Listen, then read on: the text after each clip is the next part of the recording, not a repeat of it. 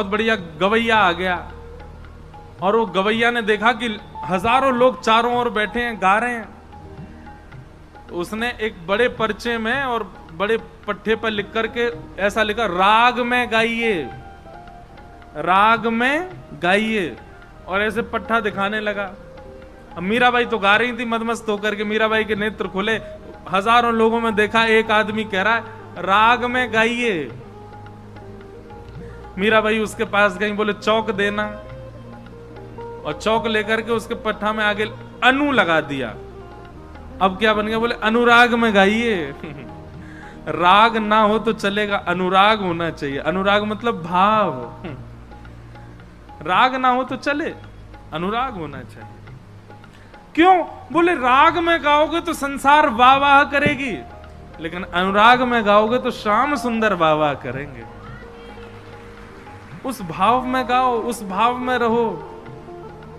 अरे सुंदर खाना बनाओगे तो बच्चे कहेंगे वाह माँ आज क्या बनाया, लेकिन सुंदर प्रसादी बनाओगे तो काउदना गोपाल जी बोल जाएंगे भीतर से, बोई वारी पवा जो तेने बादेना पवाई कही बहुत बढ़िया लगी है।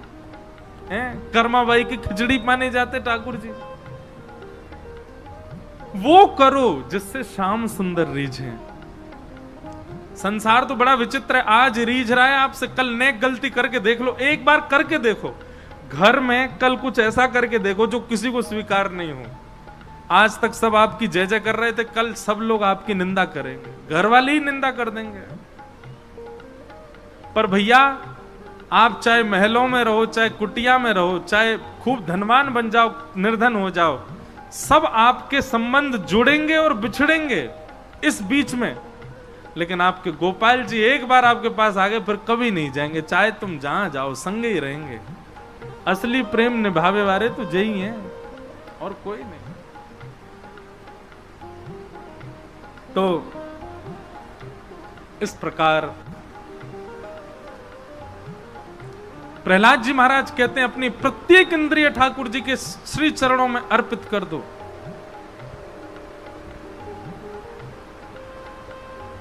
अपनी ये तेज हो रही है, हाँ बढ़िया। जमुना जी आवे वारी है बस में का देर में है?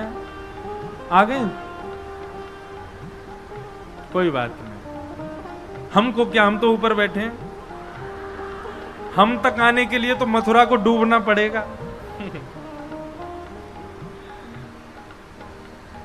तो अब आगे के प्रसंग में चलें। ध्रुव जी पर कृपा की भगवान ने, ध्रुव जी के वंश में अंग। अब हम थोड़ा प्रसंग जल्दी करें ताकि ठाकुर जी का जन्मोत्सव तक पहुंचे।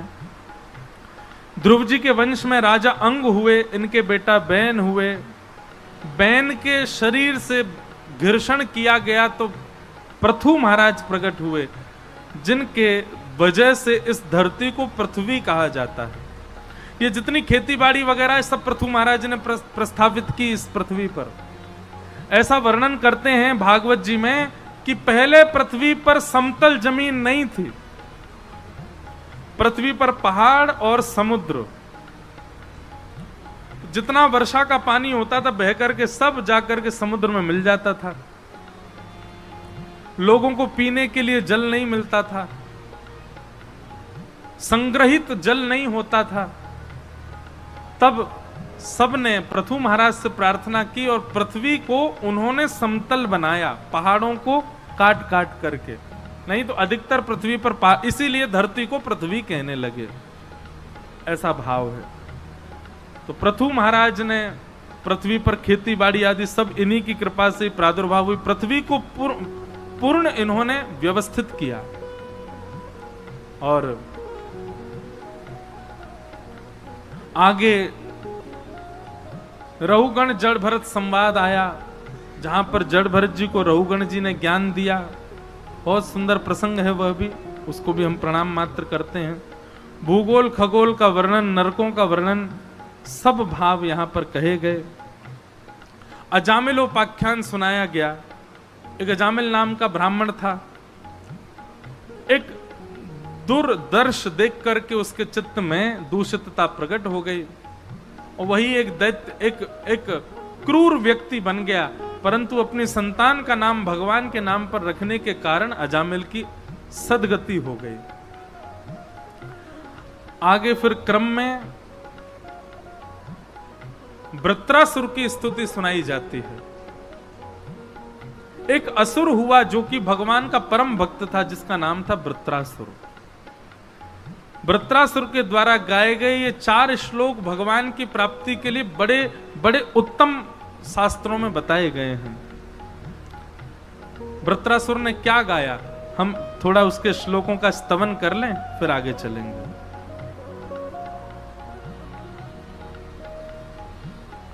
कि अहम हरे तब पादई कमूल दासानुदासो भवतास्मि भूयः मनस्मरेता सुपतिर्गुणांस्ते गृणीतवा कर्म करोतु कायः न नाकपृष्ठं न च पारमेष्ठं न सार्वभौमो न रसाधिपत्यं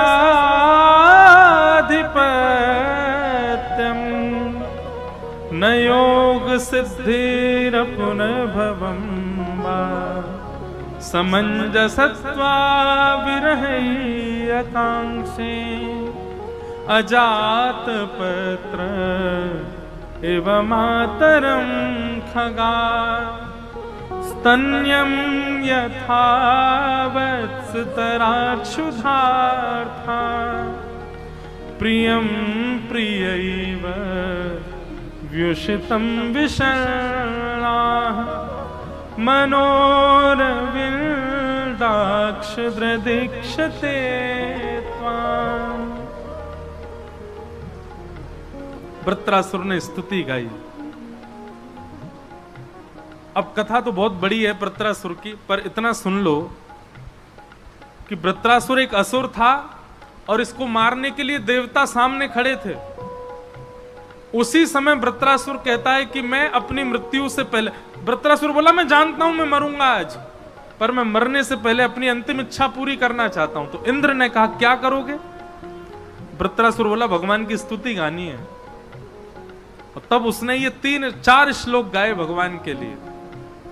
कितने सुंदर भाव है। क्या कह रहा है वृत्रासुर? कहता है नाथ, मुझे आपके चरणों का दास नहीं बनना, कृपा करना, मेरे जप से, मेरे तप से, मेरी तपस्या से प्रसन्न होकर के अपने चरणों का दास मुझको मत बनाना। अद्भुत स्तुति है वृत्रासुर की, ध्यान पूर्वक सुनो। भगवान बोले भले आदमी, मेरे चरणों का दास नहीं बनना? बोले ना। तो फिर? तो वृत्रासुर कहता है दासानुदासो भवतास्मि भूयः। आपके चरणों के जो दास हैं, उनके चरणों के जो दास हैं, उनके चरणों का मुझे दास बना दो नाथ। मैं सीधे आपके चरणों की प्राप्ति नहीं करना चाहता, मैं आपके दासों के चरणों का दास बनूं, ऐसी कृपा करो। भगवान बोले वृत्रासुर सीधे हमको नहीं चाहिए तुझे, ये दासों के दासों का दास तुझे क्यों बनना है? वृत्रासुर कहता है नाथ, 2 कारण हैं। क्या? पहला कारण तो यह है, मैंने देखा था जब गजेंद्र ने आपको पुकारा तो आपने आकर के सुदर्शन चक्र से उद्धार किसका पहले किया? स्तुति गजेंद्र ने गाई, पुकारा गजेंद्र ने, कमल अर्पित किया गजेंद्र ने, पर आपने आकर के गजेंद्र को बाद में उबारा, पहले उसके चरणों को मुख में लेकर के बैठे हुए उस मगरमच्छ का उद्धार किया। उसी दिन मैं समझ गया कि आपको अपने दासों से भी ज्यादा अति प्रिय दासानुदास हैं, इसलिए मुझे दासानुदास बना दो। पहला कारण। बहुत अद्भुत स्तुति है। हम तो कहते हैं हर वैष्णव को याद करने चाहिए तीनों श्लोक, और नित्य अपने ठाकुर जी को ये बात कहा करो।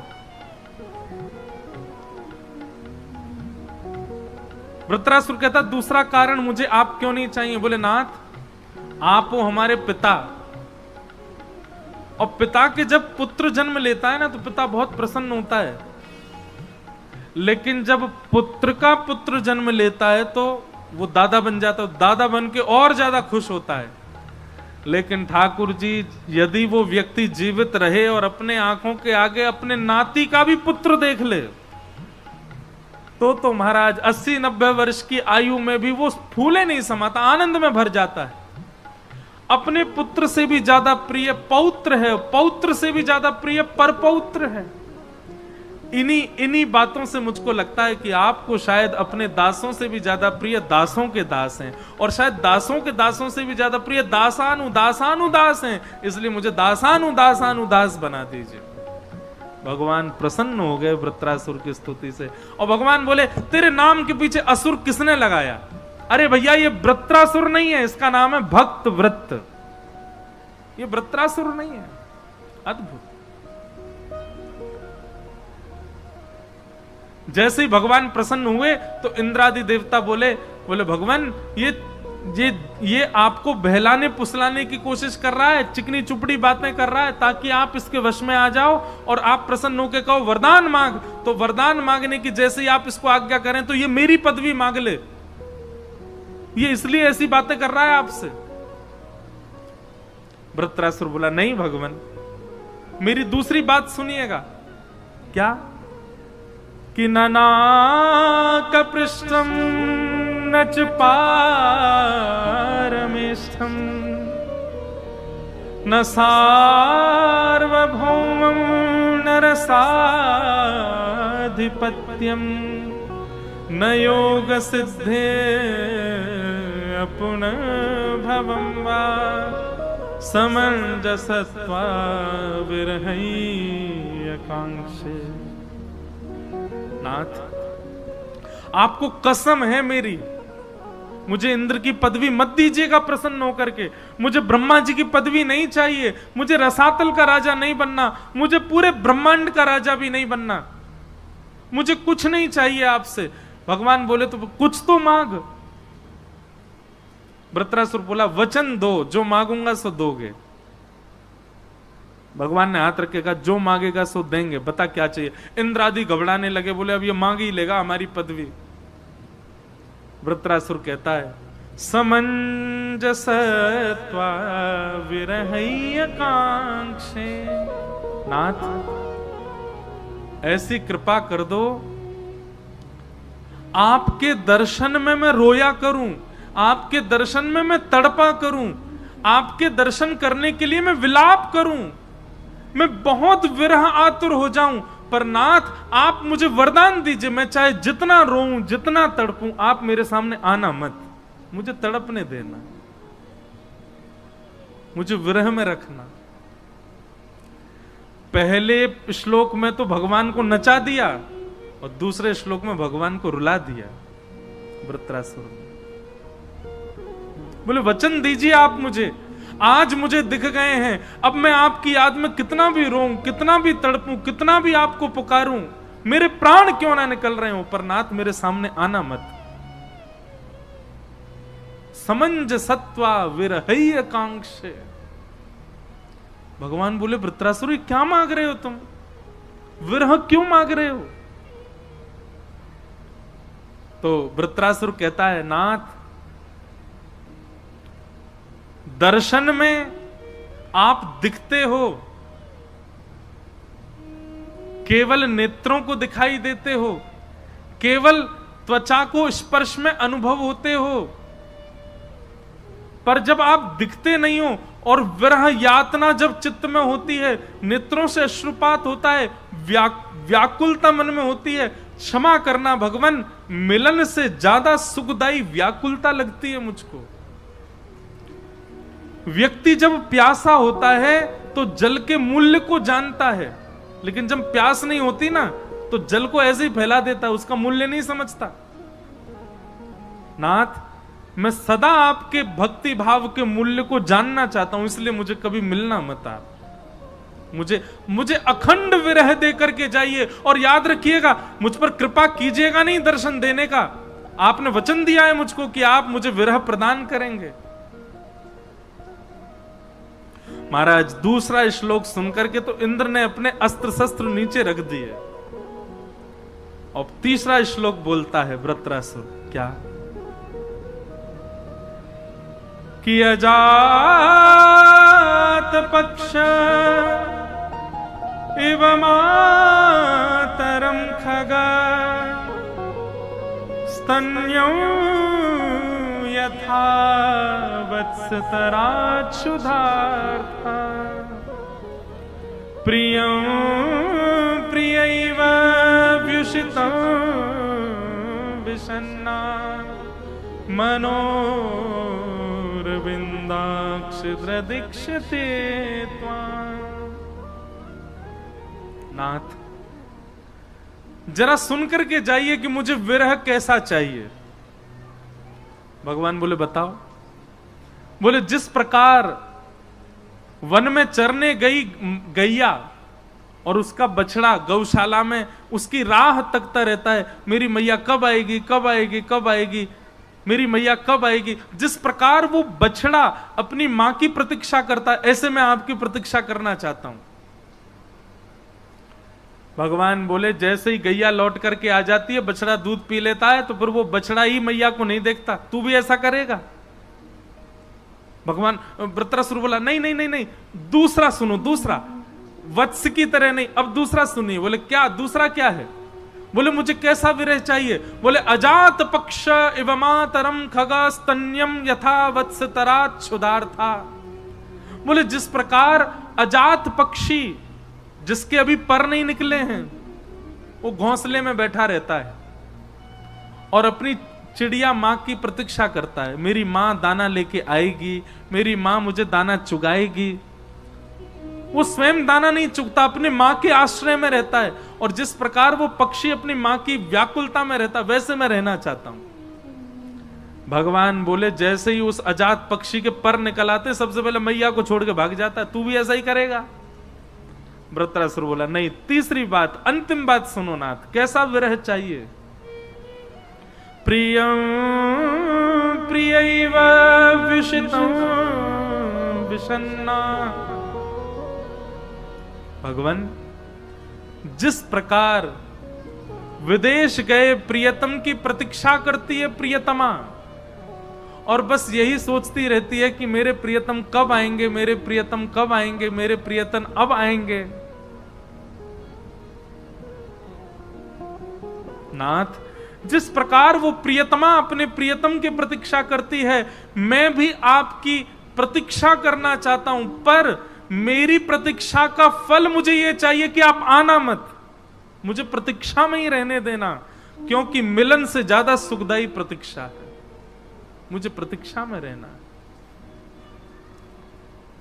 श्रीमद वल्लभाचार्य जी, यहां चित्र लगा है, जिन्होंने श्रीनाथ जी को प्रकट किया। श्रीमद वल्लभाचार्य जी ने आज्ञा करते हुए कहा है, हर वैष्णव को चाहिए वृत्रासुर के ये 3 श्लोक रोज अपने ठाकुर जी के सामने कहा करें, इन्हीं से ही भक्ति पुष्ट होगी। वृत्रासुर ने भगवान की स्तुति गाई, और स्तुति गाने के बाद जैसे ही कहा भगवान अब आप जाओ, अब मेरे वध का समय आ गया, इंद्र मुझे मारेगा। सामने देखा तो इंद्र तो हाथ जोड़ करके बैठा था। बोले मैं तुझे नहीं मार सकता। और यहां इंद्र कहता है, अहो दानव सिद्धोसी यश्यते मतिरिद्रशी भक्तः सर्वात्मनात्मानं सुहृदं जगदीश्वरम्। अरे दानव, अरे दैत्य, अरे राक्षस वृत्रासुर, तू धन्य है। ऐसी प्रेम लक्षणा भक्ति तेरे चित्त में ठाकुर जी के प्रति, तुझे तेरा वध मैं कैसे कर सकता हूं? वृत्रासुर ने कहा, इंद्र पीछे मत हटो, युद्ध के लिए एक बार शस्त्र उठाया तो लड़कर के ही शस्त्र को नीचे छोड़ना, आओ युद्ध करो मेरे साथ। और वृत्रासुर ने इंद्र के साथ युद्ध किया, 100 वर्ष तक युद्ध चला, और 100 वर्ष बाद वृत्रासुर की मृत्यु हुई। सर धड़ से अलग होते ही दिव्य चेतना निकल करके भगवान के श्री चरणों में जाकर के विलीन हो गई। बोलो भक्त वत्सल भगवान। ऐसी बड़ी मधुर मधुर कथाएं हैं भागवत में। मैं लोगों से निवेदन किया करता हूं वृंदावन जाने का, अब यहां तो सब ब्रजवासी बैठे हैं, कि वृंदावन जाने का मन करता तुरंत वृंदावन भाग मत जाए करो, कभी कभी विरह में भी रहा करो। द्वारिकाधीश जाने का मन करता है तो कभी कभी द्वारिकाधीश मत जाया करो। कक्ष में बैठकर के थोड़ा स्वयं को तड़पाइए तो सही। क्षमा कीजिएगा, जब तक विरह अग्नि आपके चित्त में नहीं जलेगी तब तक विषय रूपी पदार्थ जलकर के राख नहीं होंगे। जिस व्यक्ति ने अपने चित्त में कभी विरह का अनुभव नहीं किया, उसके चित्त की मलिनता कभी नष्ट ही नहीं होगी। विरह अग्नि है और अग्नि में जो डाल दो वो ध्वस्त हो जाता है। हमारे चित्त में बहुत सारे भाव मलिन हैं और उन मलिन भावों को नष्ट करने के लिए श्री हरि का विरह बहुत आवश्यक है। पर भैया एक बात बताएं, हम ब्रजवासी को कुछ ज्यादा ही सन्निकटता मिल गई है ठाकुर जी की, हम ब्रजवासी विरह ना करें। लेकिन भैया ये विरह, हमारी बात लिख लीजिएगा, जप करना, तप करना, स्वाध्याय करना, अध्ययन करना, यज्ञ करना, ये भक्ति के वरदान नहीं है। भक्ति का वरदान केवल और केवल विरह है। भक्ति वरदान स्वरूप में आपको विरह प्रदान करती है।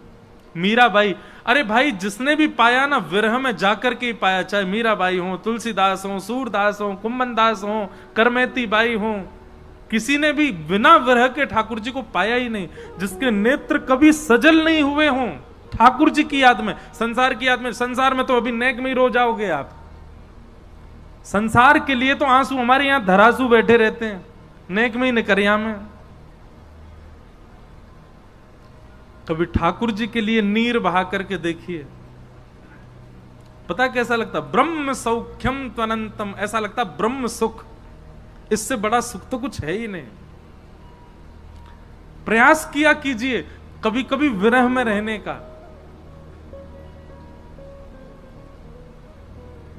और विरह का सबसे उचित स्थान बताएं? कथा।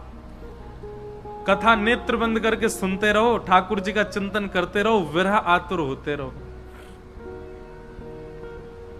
हां, उसके बाद एक चीज जरूर सुन लीजिए, संसार के लोग आपको एक बहुत सुंदर उपाधि दे देंगे। क्या? पागल, रोता ही रहता है। पर इस उपाधि से घबराना मत। सम्मानम कलयाति घोर गरलम नीचपुमानम क्षुधा, श्री राधा मुरली रवो ब्रज सखे वृंदावनम अत्यज। अरे भक्ति में जब तक आपने सम्मान पाया तो समझो ठाकुर जी नहीं मिले। जिस दिन भक्ति करते करते आपका अपमान हो गया, समझो बस अब ठाकुर जी मिल भी रहे रहने का देर में। किसका नहीं हुआ? गोस्वामी तुलसीदास जी का भी अपमान किया था लोगों ने। जब गोस्वामी जी ने मानस की रचना की, उस काल में किसी ने मानस को स्वीकार नहीं किया। बोले ये कैसी भाषा, राम जी को रामू कह रहे हैं, सीता जी को सीते कह रहे हैं, ये कैसी भाषा का प्रयोग कर रहे हैं। इसलिए किसी ने स्वीकार नहीं किया।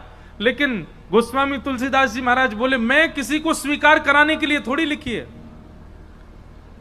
लेकिन गोस्वामी जी को मन में लगा कि कहीं मैंने त्रुटि तो नहीं कर दी लिखने में, तो केवल अपनी त्रुटि को जानने के लिए गोस्वामी तुलसीदास जी काशी विश्वनाथ भगवान के पास गए और जाकर के विश्वनाथ भगवान के बगल में अपनी रामचरितमानस को रख दिया, बाकी सब ग्रंथों को भी रखा और कहा भगवान सुबह मंगला में दर्शन करने आऊं तो प्रमाणित कर दीजिएगा कि मैंने जो लिखा है वो उचित है कि नहीं। मुझे लोक रंजन नहीं चाहिए, मुझे केवल ये चाहिए कि मेरे मन में जो भाव आ रहे थे, मेरे मानस में जो भाव आए वो उचित थे कि नहीं। जैसे ब्रह्म मुहूर्त में दर्शन करने के लिए गोस्वामी जी गए तो जितने ग्रंथ रखे थे वो सब तो नीचे, गोस्वामी जी की मानस जी सबसे ऊपर रखी थी। और जब गोस्वामी जी ने मानस जी को हाथ में उठाया और प्रथम पृष्ठ को जैसे ही देखा, देवादिदेव महादेव शंकर भगवान ने हस्ताक्षर किए। और क्या हस्ताक्षर है महादेव के? सत्यम शिवम सुंदरम। ये कोई कीर्तन नहीं है, ये कोई भजन नहीं है सत्यम शिवम सुंदर, ये महादेव के हस्ताक्षर है मानस जी पर। और मानो 3 संकेत किए गोस्वामी जी को, आपने जो लिखा है सत्यम, इसमें कुछ भी असत्य नहीं है, और दूसरा सुंदरम, बहुत सुंदर है, और तीसरा शिवम यानी कि कल्याणकारी है, जो पढ़ेगा उसका कल्याण होगा। तो भैया विरह सबने देखा है अपने जीवन में, तभी ठाकुर जी मिले हैं। वही विरह के आचार्य हैं श्री वृत्रासुर जी, उनको हम प्रणाम करते हैं। आगे भागवत जी में प्रहलाद जी का चरित्र सुनाया गया। हिरण्यकश्यप के यहां पर भगवान प्रहलाद परम भक्त भगवान के प्रकट हुए। सबको कथा लगभग पता सी है। पिता के बार बार मना करने पर भी प्रहलाद जी ने भगवान नाम को नहीं छोड़ा। इधर देखो, इधर देखो, इधर देखो, यहां देखो, ध्यान से सुनो। कई लोग हमसे शिकायत करते हैं, शिकायत नहीं करते, बहाने लगाते, महाराज जी हम तो दिल्ली में पढ़ते हैं, कैसे भजन करें भगवान का। हम तो मुंबई में पढ़ते हैं, कैसे भजन करें। अभी मैं ऑस्ट्रेलिया गया तो वहां लोग, हम तो ऑस्ट्रेलिया में रहते हैं, कैसे भजन करें। अमेरिका जाओ, वहां के हिंदू लोग भी सब, महाराज जी यहाँ का वातावरण माहौल ऐसा, कैसे भजन करें। प्रहलाद जी का चरित्र देखो, आप केवल वातावरण की वजह से भजन नहीं कर रहे हो। प्रहलाद जी के तो स्वयं के पिताजी उनको भजन नहीं करने देते। प्रहलाद जी के तो परिवार के लोग ही राक्षस हैं। प्रहलाद जी की तो रसोई भी शुद्ध नहीं थी। प्रहलाद जी के तो कुल खानदान के लोग भी अपवित्र हैं। लेकिन प्रहलाद जी ने अपने मन से भक्ति का त्याग नहीं किया। हम लोग इतनी सी बात कुछ हो जाती है, पत्नी को अच्छा नहीं लगता भजन छोड़ दिया, पति को अच्छा नहीं लगता भजन छोड़ दिया। इतना सूक्ष्म भजन है हमारा कि एक व्यक्ति के ना चाहने से हम त्याग कर देते हैं।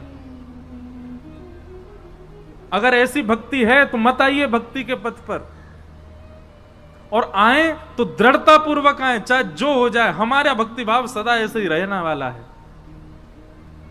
प्रहलाद जी से सीखो।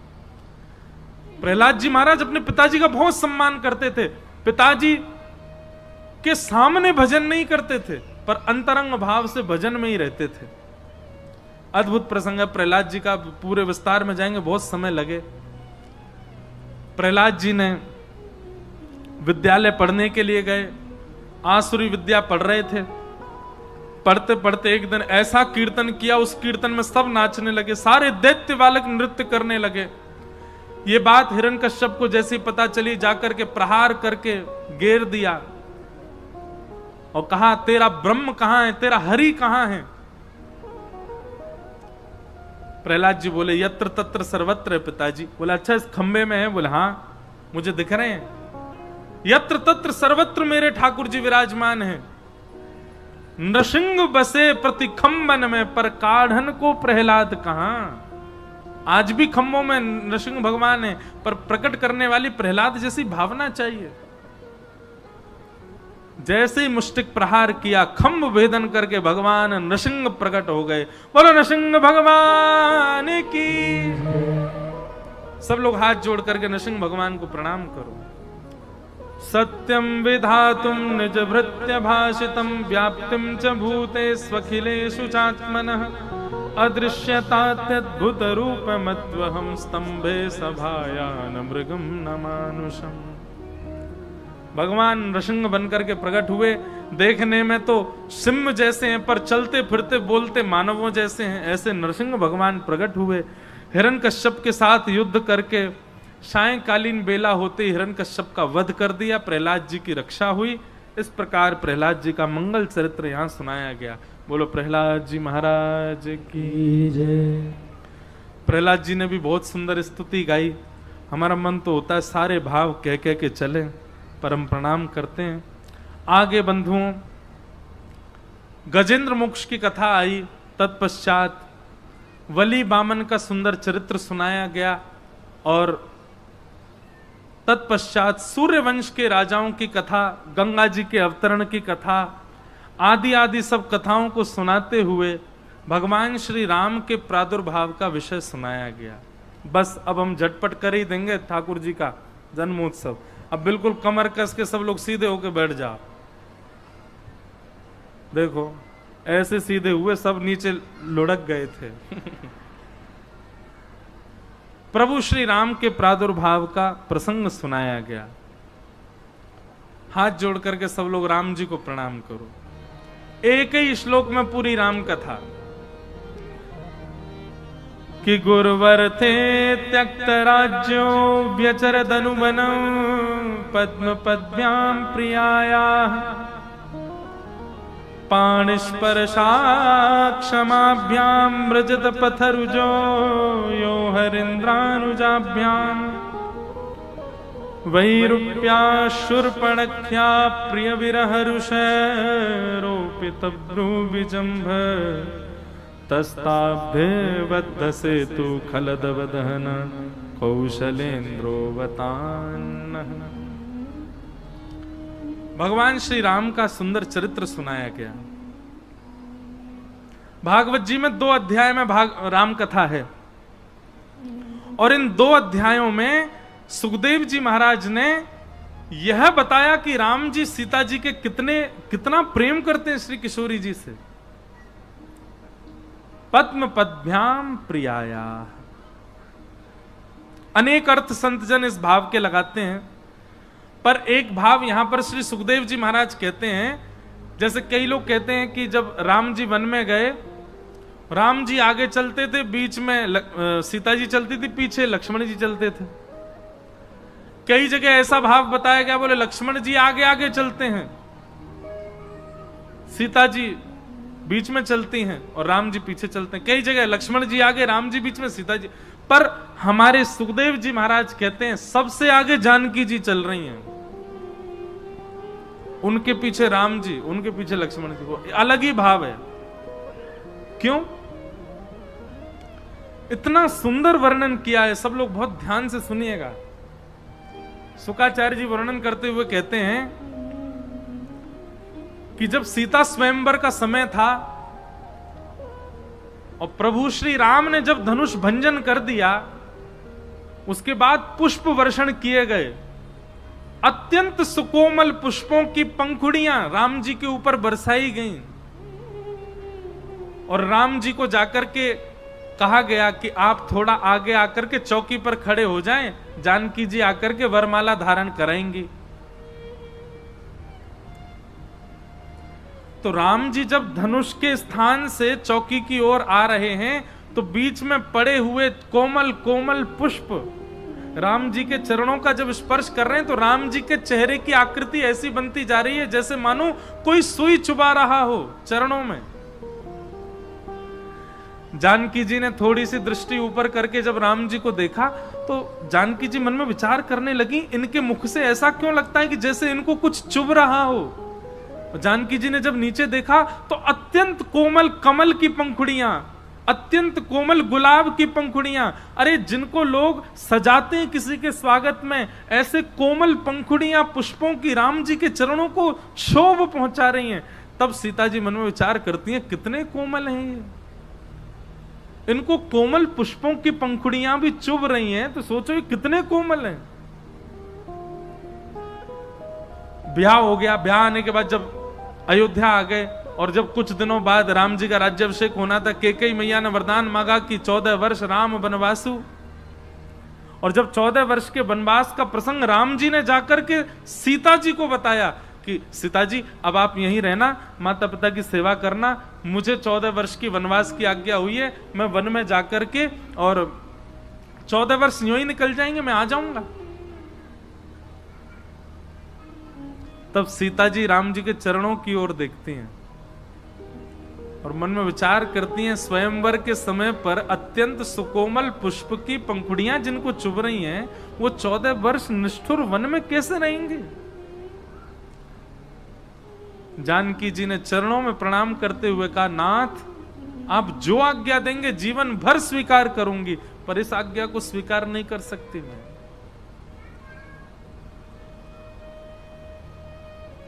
वन में आप अकेले नहीं जा सकते। राम जी के मन में एक क्षण के लिए भाव आया कि सीता जी आप दुराग्रह क्यों कर रही हैं, आप तो मेरी आज्ञा मान जाती हैं, फिर आज क्यों नहीं मान रही हैं।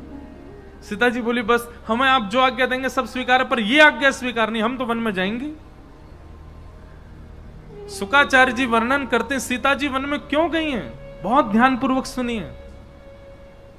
सीता जी के मन में ये भाव आता है, किशोरी जी के मन में ये भाव आता है, राम जी के चरण इतने कोमल हैं, ये निष्ठुर वन में कैसे रहेंगे। तो आगे आगे सीता जी चलती हैं। क्यों? क्योंकि सीता जी भूमि से प्रकट हुई हैं, भूमि जहां हैं, ये भूमि उनकी मां है, और भूमि पर जितने भी कीट कंकड़ आदि निष्ठुर वस्तु प्रकट हैं, ये सब सीता जी के भाई बंधु आदि हैं।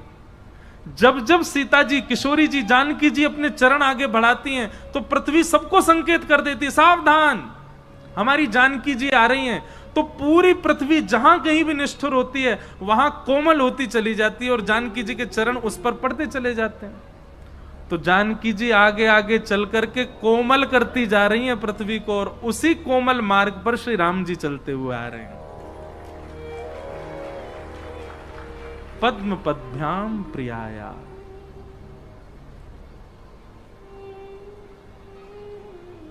जानकी जी को इस बात का शोक नहीं था कि रावण ने हरण किया है, जानकी जी को इस बात का शोक है कि अब मैं आगे नहीं हूं, अब राम जी कैसे चल के आएंगे।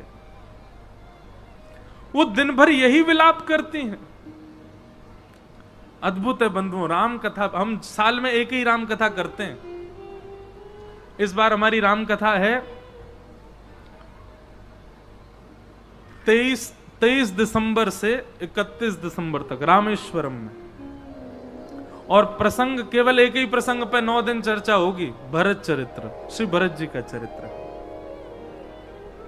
एक परिवार है बनारस के, उन्होंने संकल्प लिया है वो हर साल अलग अलग ज्योतिर्लिंग में कथा कराएंगे, राम कथा केवल उन्हीं के यहां करते हैं, बाकी जो भागवती करनी।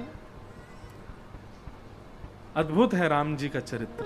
ऐसे प्रभु श्री राम को हम प्रणाम करते हैं।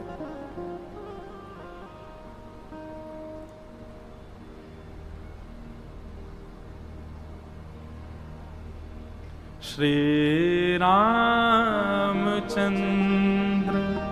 कृपालु भज मन, हरण भव भय दारुण। श्री रामचंद्र, सब लोग कृपालु भज मन, हरण भव भय दारुण। श्री रामचंद्र कृपालु भज मन, हरण भव भय दारुण। श्री रामचंद्र कृपालु भज मन, हरण भव भय दारुण। ये वर्ष हमारे लिए बहुत सौभाग्यशाली वर्ष है। इसी वर्ष के प्रारंभिक तिथियों में प्रभु श्री राम अपने निज मंदिर में विराजमान हुए हैं। उसी अद्भुत बाल छटा का दर्शन करते हुए नेत्र बंद करके इस स्तुति का गान, कुछ पंक्तियों का गान मेरे साथ करो। कैसे हैं ठाकुर जी? नवकंज लोचन कंज मुख कर, कंज पद कंजारुण। नवकंज लोचन कंज मुख, कंज कहते हैं कमल को, कंज पद कंजारुण। कंदर्प अगणित अमित छवि, नव नील नीरद सुंदरम।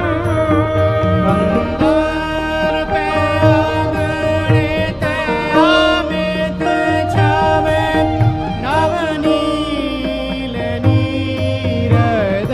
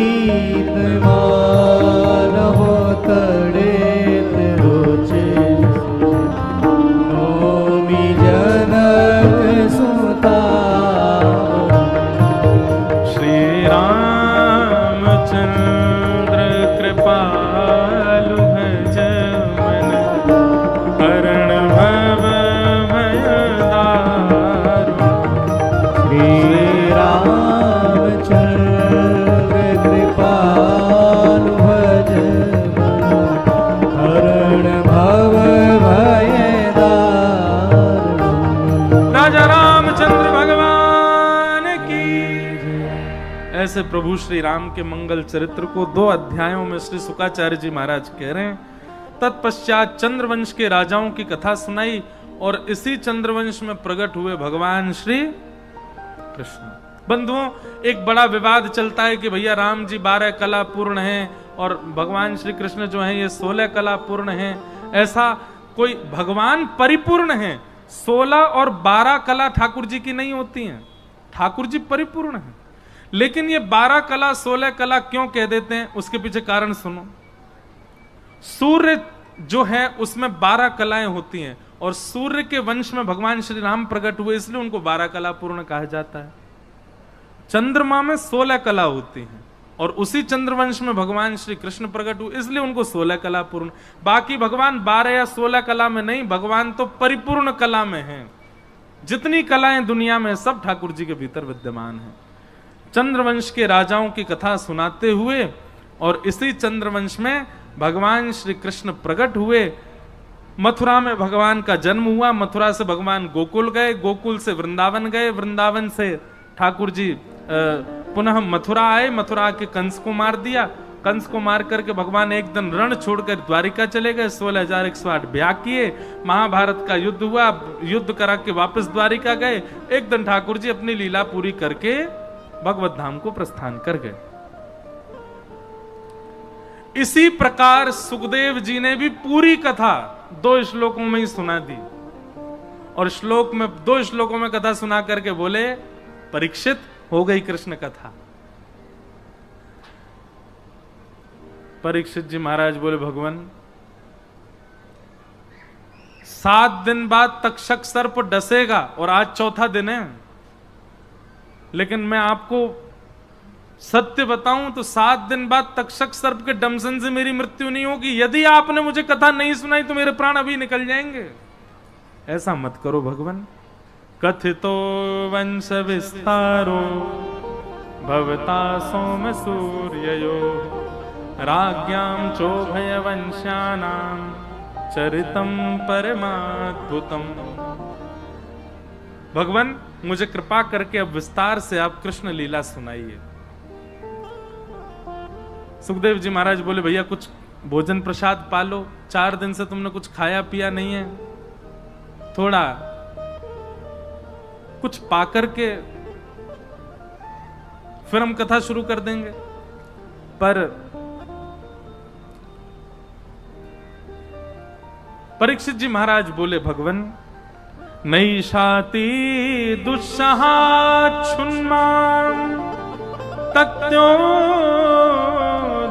बाधते पिबन्तं त्वन्मुखाम्भोज च्युतम हरिकथामृतम। भगवान बहुत अच्छी बात। परीक्षित जी महाराज कहते हैं, बोले भगवान मैंने अत्यंत असहनीय भूख को जीत लिया, मैंने अत्यंत असहनीय प्यास को जीत लिया है इस कथा को सुनने के लिए। और नाथ, आपके मुख रूपी चंद्र से जो ये सुंदर श्रीमद् भागवत की कथा निर्झरित हो रही है, जो चुचा रही है, याकू पीवे में मुझको बहुत सुख मिल रहा हो। भगवान आपसे प्रार्थना है, कृपा करके अब कथा को एक क्षण के लिए भी विश्राम ना दें। मुझे भूख नहीं है, मुझे प्यास नहीं है, मेरी भूख प्यास की पूर्ति अब कथा से ही हो रही है। आप तो कृपा करके कथा सुनाना प्रारंभ कीजिए। जब कथा के प्रति ऐसी स्थिति देखी तब सुखदेव जी महाराज कहते हैं, अब तुम अधिकारी बन गए हो ब्रज में प्रवेश करने के, अब हम तुमको ब्रज की कथा में प्रवेश कराएंगे। और यहां से अब कृष्ण कथा का प्रारंभ हो रहा है। बहुत ध्यान पूर्वक सब लोग, अब तो ध्यान लगा भी जरूरत ना, अब तो उत्सव ही होएगा। पृथ्वी ने जाकर के प्रार्थना की और प्रार्थना करते हुए कहा, ब्रह्मा जी मेरे ऊपर से पापियों को आप नष्ट करो। अब भैया थोड़ी देर सब लोग विराजे रहो, बस अब हम थोड़ी 10 मिनट और लेंगे आपके, 10 मिनट में ठाकुर जी आ जाएंगे और बढ़िया आनंद से नाचियों गाइयों, खूब बधाई गाएंगे, खूब आनंद करेंगे। लगनी चाहिए कि हाँ मथुरा में भयो कृष्ण जन्मोत्सव। पहले ही महाराज कमर कस के बैठी हूं, दुनिया भर के लोग कथा सुन रहे हैं, सब देख करके बोलेंगे, बोले हमारे यहाँ तो इतना आनंद करें, ये मथुरा वाले कैसे करेंगे उत्सव। इसलिए उत्सव में कोई कमी मत छोड़ियो। उत्सव में कमी छोड़े को मतलब ये नहीं एक दूसरे पे गिर जाओ, हमारे बीच में संगीत वाले बैठे इन पे लुढ़क जाओ। और सुनो, एक प्रयास करियो, आगे मत आइयो, वहीं वहीं सब लोग अपनी जगह ही रहियो। हाँ, ये बेचारे छोटे छोटे जीव आके बेचारे कहीं इन पे इन्हें दबोच लोगे, कैसे होगा काम हमारो आगे? या हमारे जहां हो वहीं खड़े होकर के नृत्य करियो। पृथ्वी की याचना मान करके, और इधर उधर कोई नहीं देखेगा, सब इधर देखो। हमारी इच्छा होगी तो ही जन्म होगा, नहीं तो नहीं होगा। और हमारी इच्छा तब होगी जब आप ध्यान पूर्वक बैठ के सुनोगे। पृथ्वी ने जाकर के भगवान से प्रार्थना की तो भगवान ने आकाशवाणी करते हुए कहा, वसुदेव ग्रहे साक्षात भगवान पुरुष परः जनिष्यते तत्प्रियार्थम सभवन्तु सुरस्त्रिय। पृथ्वी तुम चिंता मत करो, मथुरा में वसुदेव जी के यहां हम साक्षात वासुदेव कृष्ण के रूप में प्रकट होने वाले हैं। तुम्हारे पृथ्वी के समस्त भारों को हल्का करने के लिए हम निश्चित जल्दी आ रहे हैं, बिल्कुल निश्चिंत होकर के रहो। पृथ्वी आनंदित हो गई। देवी देवताओं ने आकर के ब्रजमंडल में अनेक अनेक रूप धारण कर लिए। अब महाराज सूरसेन मंडल के राजा हुए सूरसेन, और सूरसेन के पुत्र का नाम है वसुदेव। मथुरा मंडल के राजा का नाम है उग्रसेन, उग्रसेन के पुत्र का नाम है कंस।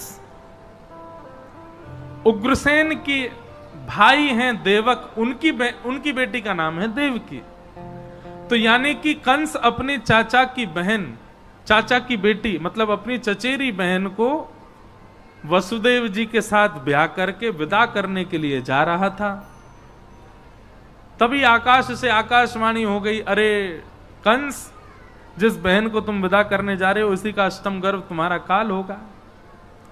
अपने काल की बात सुनते ही केश पकड़ लिए, जैसे ही तलवार से सर धड़ से अलग करने लगा। वसुदेव जी ने वचन दिया, जितने बालक होंगे हम सब तुमको दे देंगे, इनको मत मारो। और बंधुओं, इस प्रकार 6 बालकों की हत्या कंस ने की, और 7वें बालक के रूप में श्री बलराम जी पधारे।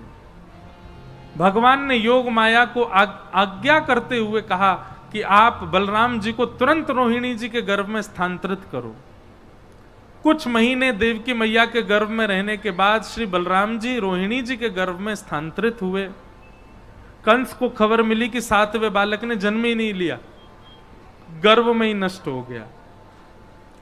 8वें बालक की प्रतीक्षा प्रारंभ हो गई। सैनिक बढ़ा दिए, ताले बढ़ा दिए। पूरी मथुरा नगरी को महाराज कंस ने आज्ञा करते हुए कह दिया, सावधान हो जाओ, मेरा काल आने वाला है, बच के भागने ना पाए। सैनिकों को दुगनी दुगनी तनख्वाह दे दी, उनके घर में सोने चांदी भिजवा दिए। बोले तुम लोगों को खूब धन धान्य से संपन्न कर दूंगा। 8वां संतान देवकी का मेरा काल है, निकल के जाए ना यहां से। महाराज डबल शिफ्ट में सैनिक रहते थे, सुबह के अलग, शाम के, रात के अलग, सोते ही नहीं थे। अभी विराज जाओ, बिठा। किशोरी जी आई वारी है, 4 दिन बाद तो लाली भी आ गई है। वो कहां गई? एक आध लाली और घूम रही नीचे।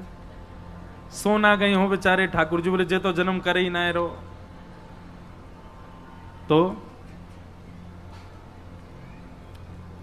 कंस के कारागृह में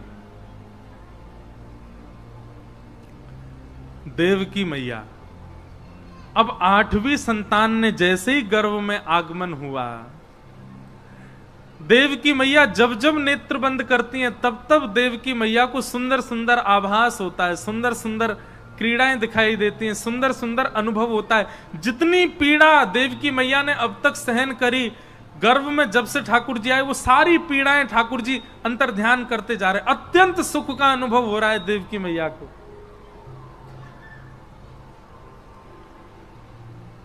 महाराज ये तक वर्णन किया गया है कि कंस जैसे ही रोज जाता था देवकी से मिलने और दूर खड़े होकर के चिल्लाता ही रहता था, लेकिन अब जब कंस कारागृह में जाता है तो देवकी मैया को देख करके उसके नेत्रों से आंसू आने लगते हैं। उसके मन में दया उत्पन्न हो जाती है। वो सैनिकों से कहता ताला खोलो, मेरी बहन है, इनको बाहर निकालो। अरे ऊपर कक्ष में लेके चलो, सगर्भा, मैं कितना पापी, मैंने 6 बालक मार दिए।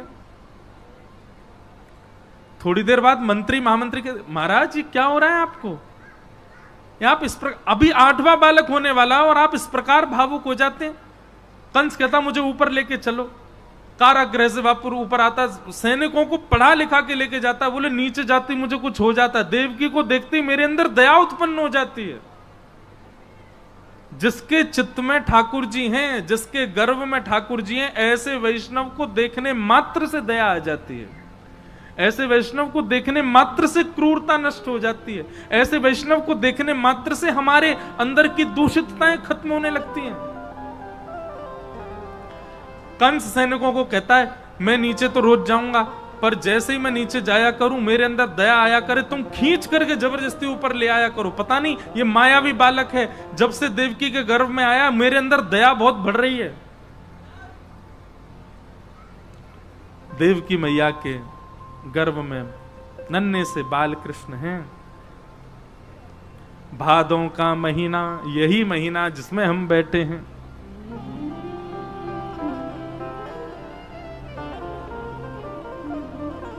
सप्तमी तिथि विश्राम हो रही है धीरे धीरे, और जैसे ही अर्धरात्रि का समय हुआ, मंदम मंदम जलधारा, मंदम मंदम जलधारा गिर रही है। महाराज पवन भी मंदिराचल पर्वत पर जाकर के वहां की चंदन की सारी सुगंधियों को लपेट करके बह रही है। आज मथुरा में सब लोग गहरी निद्रा में सोए हैं। आज सबको इतनी चैन की नींद आ रही है, मानो ऐसा लग रहा है कि आज जैसा सुखद दिन कोई और नहीं हो सकता। और जैसे ही सप्तमी तिथि विश्राम हुई, अष्टमी तिथि लगी है, मध्य रात्रि का समय हुआ। बिल्कुल मध्य रात्रि जैसे हुई, चंद्रमा बिल्कुल आकाश में मध्य में विराजमान है। उसी समय गहरी निद्रा में पूरा विश्व सोया था। कंस की नगरी में, मथुरा में, कारागृह में देवकी और वसुदेव जी के आग्रह पर देवकी मैया के गर्भ से भगवान श्री कृष्ण का प्रादुर्भाव हुआ है। बोलो बाल कृष्ण लाल की। एक बात हमारी सुन लो, इतनी धीमी जय बोलनी हो तो मत बोली हो। अरे मथुरा में बैठे हम, बोलो बाल कृष्ण लाल की, कृष्ण कन्हैया लाल की। ऐसी जय जयकार हो महाराज, जन्मभूमि तक आवाज जावे। जन्मभूमि में भी सब कहे कहां तैयारी आवाज, बोले कथा चल रही है, ओम पैराडाइज में सब लोग नंदोत्सव मना रहे हैं। ऐसा सबको पता चले, बाहर से आवे जावे वाले वहीं रुक जाए, जाम लग जाए किलोमीटर लंबो, तब समझो कि उत्सव भयो। अभी रुको, इतनी जल्दी मत उतारो इन्हें। ठाकुर जी को प्रादुर्भाव, सब लोग हाथ जोड़ो, हाँ नेत्र बंद करो, ठाकुर जी के प्रकट दर्शन करो। जब प्रकट हुए तब कैसे दिख रहे हैं ठाकुर जी? तम अद्भुतम बालकमंबुजिक्षणम चतुर्भुजम शंख गदायुधायुधम श्रीवत्सलक्ष्मं गलसौभकौस्तुभम पीतांबरम सांद्रपयोदसौभगम। ठाकुर जी के रूप का हम वर्णन कर रहे हैं, आप अपने चित्त में ही झांकी बनाओ, कैसे लग रहे हैं? बोले नन्हे से गोपाल जी प्रकट हुए हैं और नन्हे से ठाकुर जी की ही 4 भुजा हैं और चारों भुजाओं में शंख चक्र गदा पद्म आयुध संग लेकर के ठाकुर जी आए हैं। नन्हे से गोपाल जी गर्भ से वस्त्र पहन करके ही प्रकट हुए हैं, पीतांबरी पहन करके आए हैं, गले में कौस्तुभ मणि धारण कर रखी है। ऐसे सुंदर ठाकुर जी पीतांबरी पहन करके, कौस्तुभ मणि धारण करके, शंख चक्र गदा पद्म चतुर्भुज रूप धारण करके कंस के कारागृह में मथुरा नगरी में देवकी मैया के गर्भ से प्रकट हुए। बोलो बाल कृष्ण लाल की जय। ये चतुर्भुज रूप भगवान का विशाल नहीं, छोटे से हैं ठाकुर जी, लेकिन चतुर्भुज रूप में ही आए हैं। मैया ने चरणों में प्रणाम करते हुए कहा, भगवान आप नन्हे से बालक हो जाओ, ठाकुर जी बोले हम नन्हे से हो जाएंगे, लेकिन फिर आपको हमको गोकुल छोड़ के आना पड़ेगा। ब्रज में 11 वर्ष 56 दिन लीला करेंगे, लीला करके फिर आकर के कंस को मारेंगे। यदि इतने दिन का विरह सह सकूं मैया तो बताओ। देवकी मैया बोली आपको बाल रूप में लेकर के अपने पयोधर का पान कराना, उसके लिए यदि 11 वर्ष का वियोग सहना पड़े तो हम सहेंगे, पर आप बालक हो जाओ। ठाकुर जी ने 2 भुजा अंतर ध्यान कर दी, पीतांबरी उतार दी, कौस्तुभ मणि अंतर ध्यान हो गई। नन्हे से ठाकुर जी बिल्कुल जैसे नवजात बालक हो तो वैसे ही बन गए। देवकी मैया के आंचल से लिपट करके भगवान ने दुग्ध पान किया। वसुदेव जी को आज्ञा की कि आप हमको लेकर के अब गोकुल चलो। वसुदेव जी ने जैसे ही ठाकुर जी को गोद में लिया, हथकड़ियां खुल गईं, बेड़ियां खुल गईं, और महाराज एक डलिया में बिठा करके ठाकुर जी को लेकर के जैसे ही मथुरा से गोकुल की ओर जाने लगे, मंदम मंदम जलधारा गिर रही थी। शेषनाग ने आकर के पीछे से ठाकुर जी को छतरी पहना दी। सारे हिंसक जीव आज प्रिय हो गए। जितने हिंसक लोग हैं एक दूसरे से सबको प्रेम हो गया। ठाकुर जी प्रकट हुए। महाराज आज पूरे विश्व भर की जितनी नदियां हैं सब यमुना जी में आ गई। यमुना जी में समुद्र की तरह उफान भर रही है। क्यों? बोले सब नदियों से यमुना जी कहती रहती हैं कृष्ण मेरे पति हैं। सब नदी बोली है झूठ बोले। बोले अरे झूठ नहीं बोल रही हूं, भाद्रपद की अष्टमी को आ जाई हूं, ठाकुर जी को जन्म होएगा तब दर्शन कराऊंगी। आज भी बंधुओं जन्माष्टमी के समय पर श्री यमुना जी में समस्त नदियों का जल आता है। ठाकुर जी का आश्वासन, ठाकुर जी का अभिषेक होगा।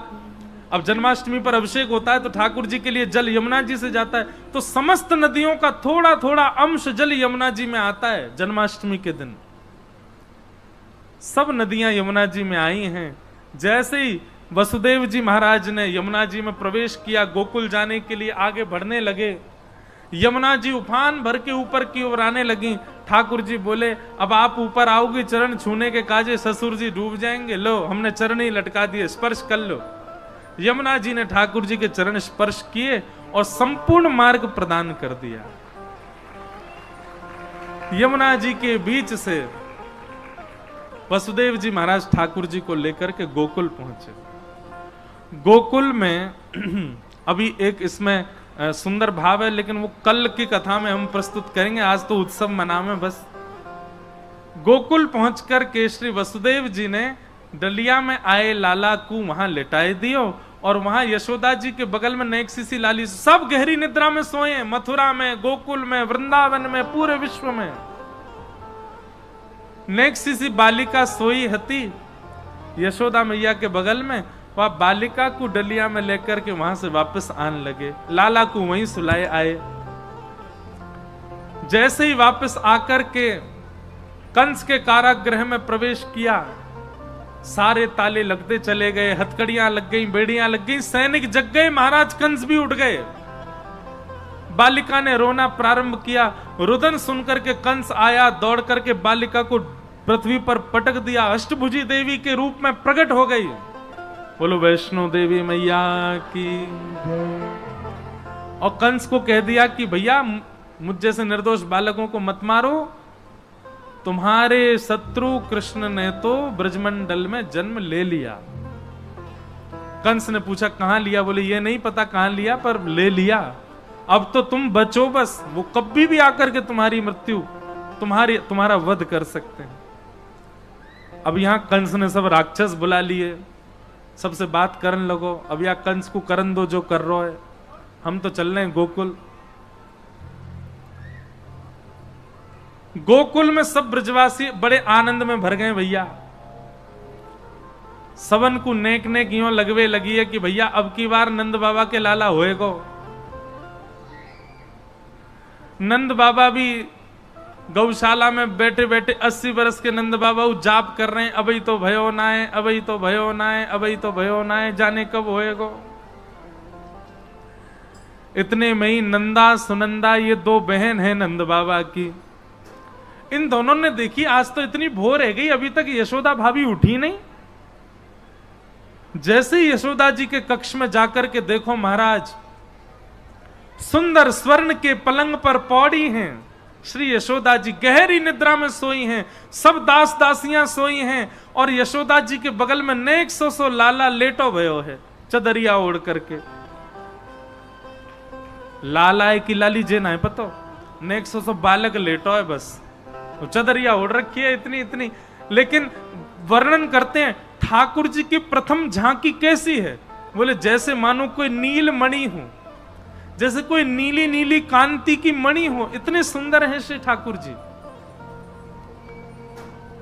नंदा सुनंदा ने जाकर के जैसे बालक को देखो, एक दूसरे को बधाई देने लगी, हृदय से लगाने लगी, अरे देख हमारे भैया के यहां बालक भयो है।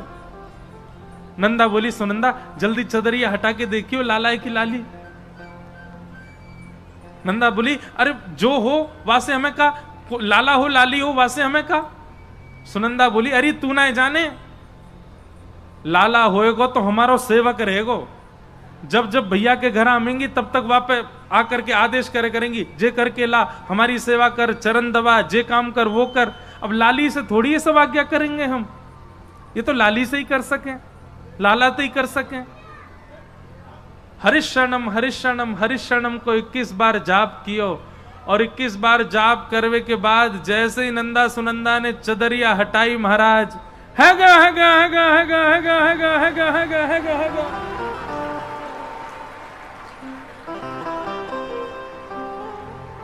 ये दाढ़ी वाड़ी है का जे तो है नंदा, और जे हरे कुर्ता वाली सुनंदा, जे ये नंदा सुनंदा